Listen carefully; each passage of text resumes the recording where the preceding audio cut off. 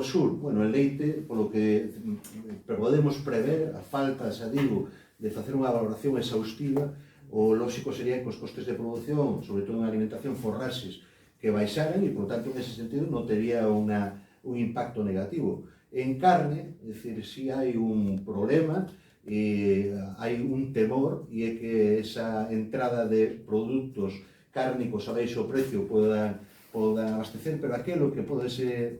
unha amenaza se pode convertir en unha oportunidade, no sentido de que temos unha indicación xeográfica protexida, amparada en unha produción de carne de alta calidade, e, por tanto, o que é necesario é valorizar esa produción de ternera galega suprema para abrir novos mercados, para conseguir que se paguen precios xustos por un produto que ten que estar diferenciado, e, por tanto, esa carne en ningún caso debe ser competidora da nosa produción de carne do noso país de Galicia. En viño hai varios problemas, é dicir, queremos anticipar algún que le vamos dicindo e anunciando e que nos ten preocupados, que é a flavescencia dourada. Portugal está sufrindo con todo o rigor nas súas viñas a enfermedade, hai que tomar medidas antes de que salte para o noso país, e o que hai outras cuestións que é o problema que está vendo na caída de consumos nos viños tintos, que tamén nos ten moi preocupados. A Consellería do Medio Rural en Galicia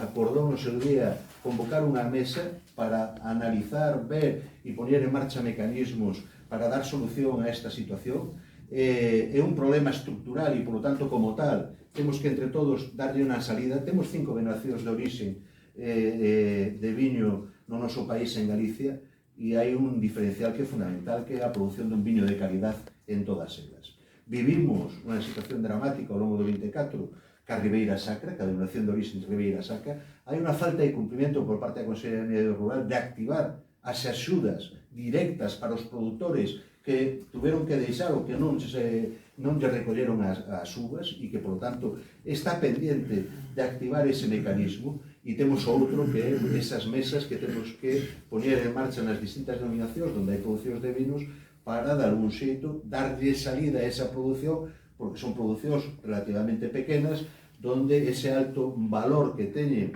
pola súa calidade, pois, lógicamente, teñen que abrir mercados cara a exportación. Ataque cereais, por desgracia, o impacto do KIR, que el leite tamén foi unha cuestión vital.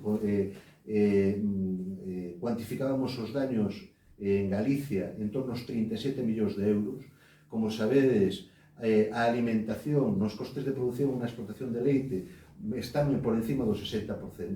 Esa caída, esa pérdida de produción do millo vai a significar un incremento de coste de produción, e, por lo tanto, o que vamos a necesitar de algún xeito é que, aplicando a lei de cadea, si se suben os costes de produción, e cando falamos das medias, estamos dicindo que hai explotacións que estaban xa no umbral da rentabilidade, e que, por lo tanto, de cara aquí a 3 meses, vamos a ter que ver como se moven as industrias lácteas e como van a cubrir esa subida de costes de produción. Por lo tanto, vamos a poñer en práctica e vamos a ver realmente a mecánica de funcionamento da lei de cadea e se realmente funciona. E, sobre todo, este ano 25 ten que servir para aquelas cuestións que ten pendentes de activar a Xunta de Galicia, que o faga definitivamente. O Observatorio de Precios, para nós é fundamental, sobre todo en aquelas producións que son prácticamente, ou que están dentro do noso territorio, e o que se pone a marcha unha vez por todas a ICA galega, porque é un instrumento fundamental para que se poda cumprir a lei de cadea. Hai sectores produtivos que nos teñen moi preocupados. A avicultura de carne é unha dos sectores. Co acordo do Mercosur estamos preocupados porque nos poden introducir carne a baixo precio. Seguimos ca constante de que os produtores de polo non poden repercutir a subida de costes e, por tanto, están en unha situación límite. Imos a ver como resolvemos e como se ponen en práctica esas cláusulas espello reflexo para evitar